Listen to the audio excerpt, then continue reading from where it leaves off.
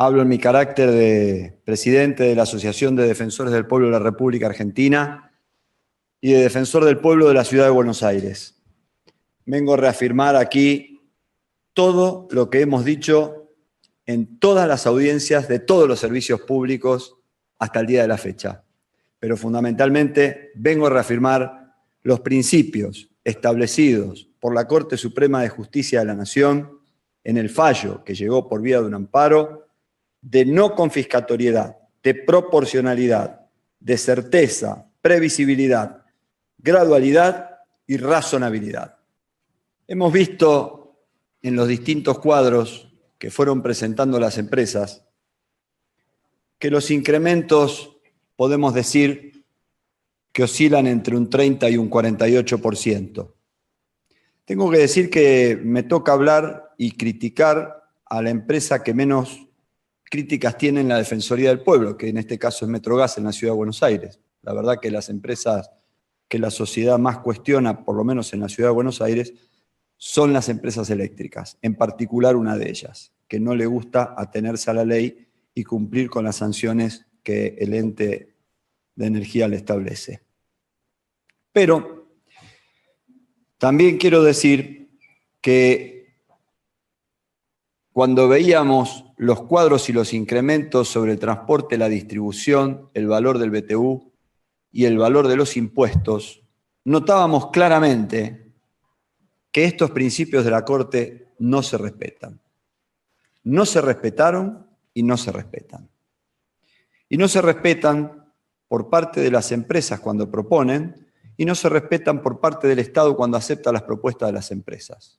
¿Cómo podemos considerar razonable un incremento del 48% semestral cuando estamos planteando una paritaria anual en la que yo siempre he defendido paritaria sin techo, pero hoy existe una especie de consenso de que los aumentos anuales paritarios tienen que rondar el 15%? El representante de GasBAM, cuando propuso la tarifa previsible, estableció un valor de 1.300 pesos por factura.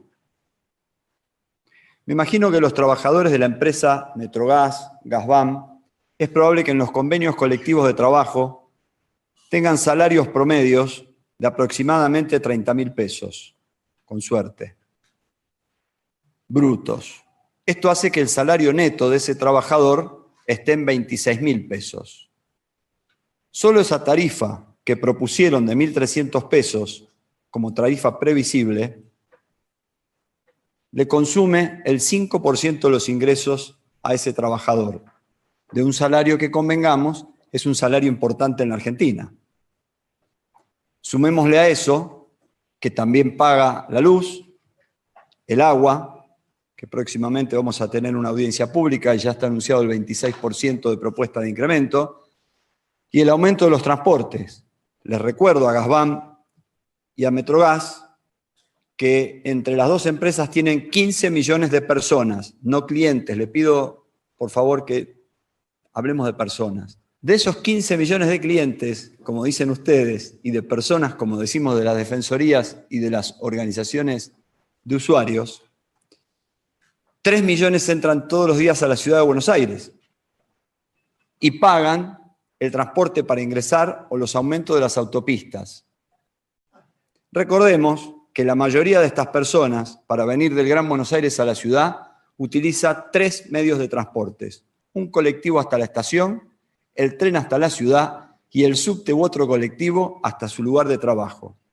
Así que al 5% que gasta un trabajador de Metrogas o de GasBAM del sueldo para pagar la tarifa de gas plana que se propone, más el incremento y la tarifa de la luz, más el agua, más el transporte, es probable que ya estemos en un salario neto de 26.000 pesos en aproximadamente el 30% del ingreso de ese grupo familiar. Les recuerdo que en definiciones de pobreza energética se habla de que aquel que consuma el 50% de los ingresos familiares en servicios públicos es un pobre energético. Un salario de 26.000% netos en Argentina no es un salario promedio de la Argentina. Los salarios básicos de convenio Los salarios de los jubilados y los pensionados están casi en la mitad o en menos de la mitad de los 26.000 pesos. Tenemos incrementos tarifarios desde el comienzo del cuadro de readecuación tarifarias que en el R1, en el residencial 1 hasta hoy, es de 1.083% de incremento. Reitero, desde el día que comenzaron los incrementos, 1.083% de incrementos. Me parece bien que las empresas propongan las facturas previsibles. Es la primera propuesta que veo, calculo que deben estar agrupadas en una cámara, porque si no sería bastante azaroso que todas juntas vinieran con una propuesta. Y supongo que de ahí habrá salido esta idea de la factura previsible. No la descarto ni la rechazo de plano. Sí propongo, presidente, que hagamos una mesa de trabajo para analizarla con absoluta razonabilidad y responsabilidad, porque tengo la sensación de que la previsibilidad de la tarifa los primeros que beneficias a las empresas y no a las personas, porque les hace previsible mensualmente los ingresos que van a tener.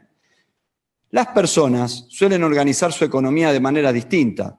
Preside la mesa 3 personas por parte del ente que deben tener sus grupos familiares y saben muy bien que cuando llega el mes de febrero y marzo hay que pensar en los gastos de la canasta familiar para la escuela.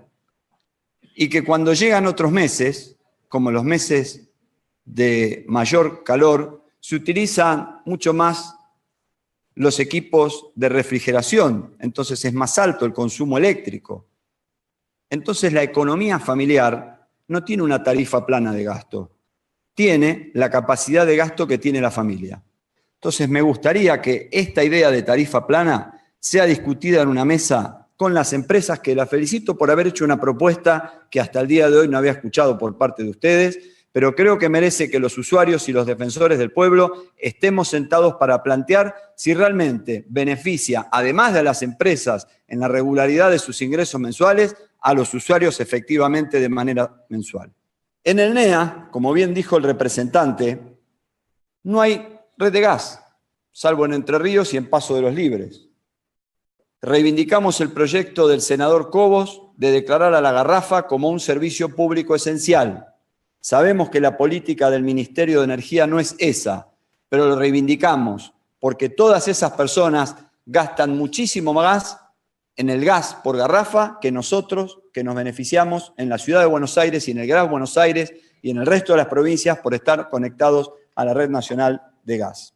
La tarifa, tal cual la presentaban todos, establecía solo uno de los casos, la dividía en 3, todos agregaban el tema de los impuestos, el resto. Y hacían una mención muy clara al valor del BTU, del Boca de Pozo, el PIST, poniendo el dólar futuro como referencia. Para mí el dólar futuro es como el pronóstico del tiempo. Cuando nos sentamos el año pasado, a principio de año, les recuerdo, empresarios, que el dólar estaba a 12 pesos.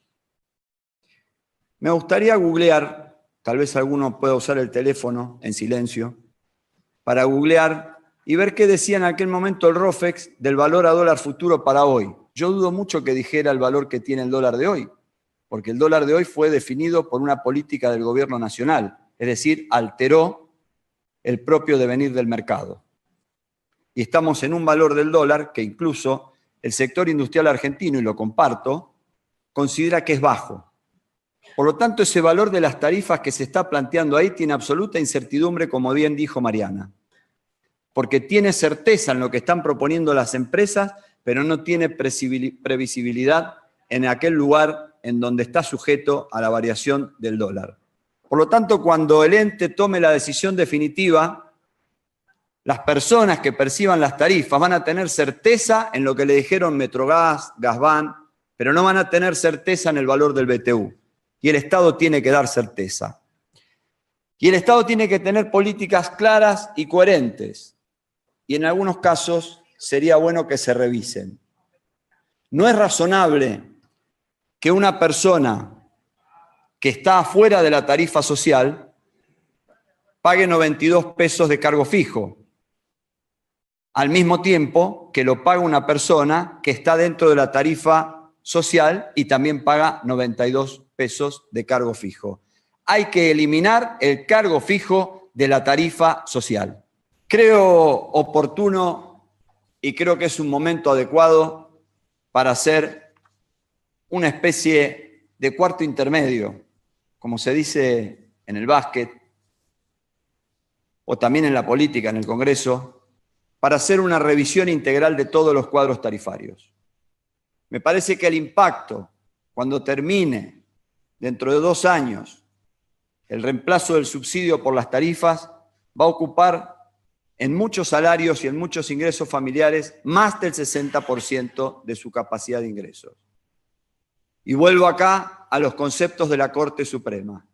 Creo imprescindible, y si es necesario incluso suspender, hasta que se reconsidere entre todos un marco de razonabilidad, de proporcionalidad, de no confiscatoriedad de las tarifas sobre los ingresos de todos los argentinos que hoy están asistiendo a un cuadro de readecuación tarifaria cuando durante 16 años las empresas percibieron subsidios.